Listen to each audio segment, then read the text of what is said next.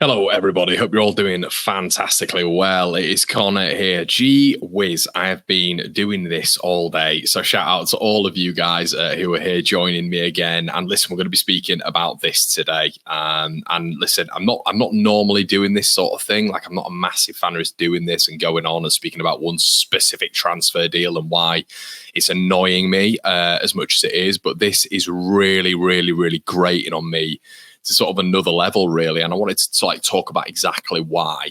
So Max Wober apparently is in talks, according to the YEP, as we can see here, over a possible Leeds United loan exit, a sale stance detailed. Now, the article goes on to tell us what we learned from Bill the other day, which essentially is that he can see himself playing for Gladbach, and he, would be more than happy to entertain that option. Now, it really is starting to rile me up, this guy, because the whole fan base, I believe, we're all really behind him, and we're all looking at it and thinking, do you know what? Okay, we can go to a back three, we can go to, almost obviously just have a back two in there. He could maybe battle it out with Pascal Struijk.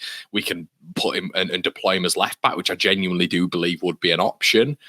But now it looks like Leeds are looking for fullback cover. They've got Byram there, of course, but I feel if we genuinely believed he was going to stay, maybe there'd be an option this season of just not going for a fullback and looking at Verber at cover for left back, which we've seen for Austria very recently. We even saw for Gladbach last season at points, and Byram for right back. Now, would that be sufficient enough? I think it genuinely would be. Like, it wouldn't be ideal. We wouldn't be able to play our free-flowing football, but you're hoping Firpo's not going to be out for a sustained period of time, touch wood.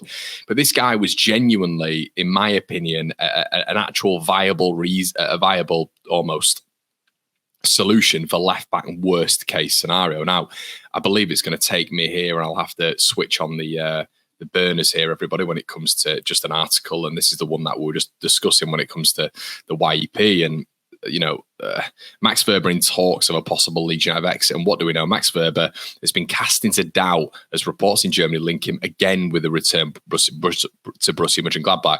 Despite the preseason involvement and presence in the Leeds squad this season, speculation, it was Sports Germany, sorry everybody, not Bild, suggests that a return could be on the cards, and he can well imagine playing for them. Now, there's definitely some agent work going on here, everybody. And this is the thing that I wanted to speak about really, closely.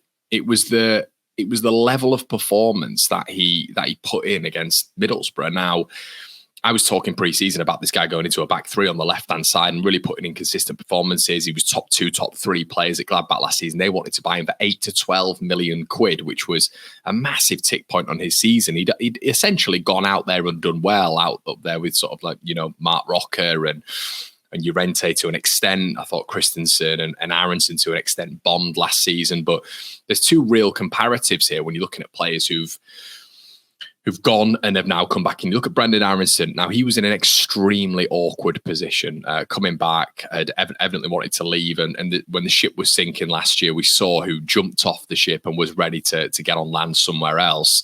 Aronson was part of that. Now, what I've loved about Aronson is he has come out and glowingly spoke about Leeds United. He even spoke the other day about how much more he needs to do. And he almost seemed quite shy and didn't want to elaborate on the fans chanting his name the other day. He could have gone on and started a little monologue about how, I'm glad I'm back in the fans' books and, I've done this, that and the other, and I've embedded myself back into Leeds again. He didn't. Just really quiet and said, yeah. And hopefully I'll be able to impress him a little bit more. Under the radar, really working hard, scored 2 goals in 3 games. And in all fairness to him, right now, we're looking at a man, a very, very young man as well, who is coming back and trying to get himself back into the good books here. And he might be looking at the future of his career. Of course he might be. And what I mean by that is he might be looking at a transfer at the end of this period. And of course he might be doing that. But right now, he also might be thinking, I want to stick around here with this team in the Premier League, which was my venture back then anyway. But what I love about Aronson is he's come back in with the right attitude. This guy, on the other hand, is absolutely... I mean, there was a conversation, and what did we learn? And look, a lot of people might say, well, he didn't have that conversation with Farke. And let's get into specifically what that conversation was with Daniel Farke here. We had a good chat on the phone when he was playing for Austria.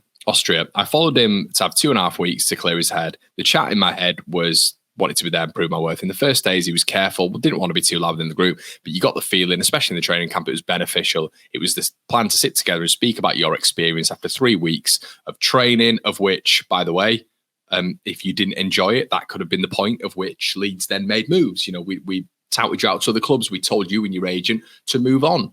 You know, this could have happened within that period of time. It 100% could have happened within that period of time. And Leeds would have been able to make preparations for getting another left-sided centre-back in whilst sending you out to a club. Doesn't have to be Gladbach, but to someone else. Now, this is the stickling point, which has really irked me with 1 week to go in the window. And I'm sure this has been happening for weeks previously, but he played in the Middlesbrough game.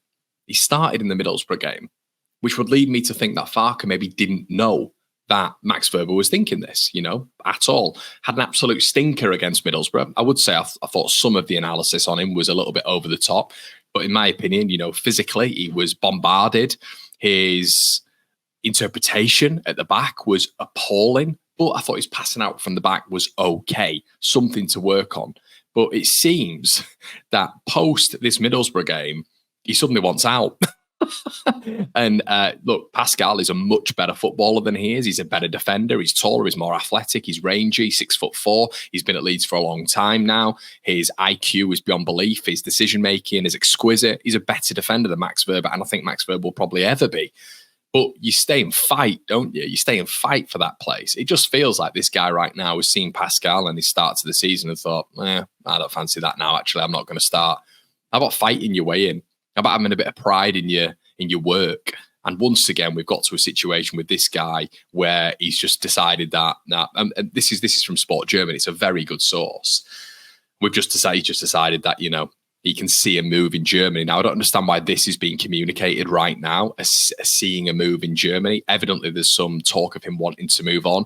And it just really, really irritates me because of this conversation. Now, towards the back end of last season, he was pictured in the kit. He was the poster boy. He spoke even last season about Leeds United and where he wanted to be. He's done it again this season and now apparently sees his future somewhere else. And that just really, really irks me with however many window, however many hours, and now Leeds United likely, if something does move, will then have to go and get another centre-back with a lack of preparation because Max Wober has told Leeds United that he wants to stay, he wants to be part of it.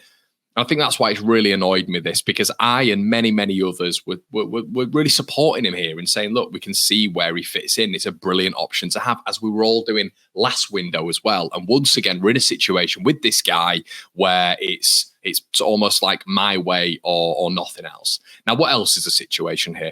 Well, apparently Gladbach want him on loan. Oh, do you? You want him on loan? Well, we rejected your permanent bids earlier on in the window. So how about you swivel on that? No way, Jose. Leeds United, do not let this happen. Look, they might cover portions of his wages, which I understand goes against the books. I understand that from a financial standpoint.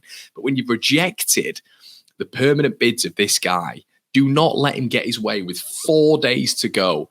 He's still a decent option at this level, but with 4 days to go, are you going to get a better option than Max Wober at left-sided centre-back? The calibre he is, the quality is, he will come good, in my opinion, in the Championship. He gives us the option of going to a back three, as we did with Willian Untold. Reject the bid and make him stay at the club. Do not let him throw his dummies out the pram again and get a move away from Ellen Road. Let's dig our heels in, keep him around, and hopefully he'll win us all around again. But I'm sick of hearing this rhetoric around Max Wober. It is doing my head in. Stick around unless they offer a good permanent value, and we'll see what's what. Guys, let me know what you think in the comment section below. Really interested to hear what you think on Max Wober here. But is it on for you? Or maybe am I taking the wrong side of the story here? Let me know what you think in the comment section below. Like, comment, subscribe. Head on over to the Patreon for Across the Pond, which has been uploaded today. See you in a bit. Cheers.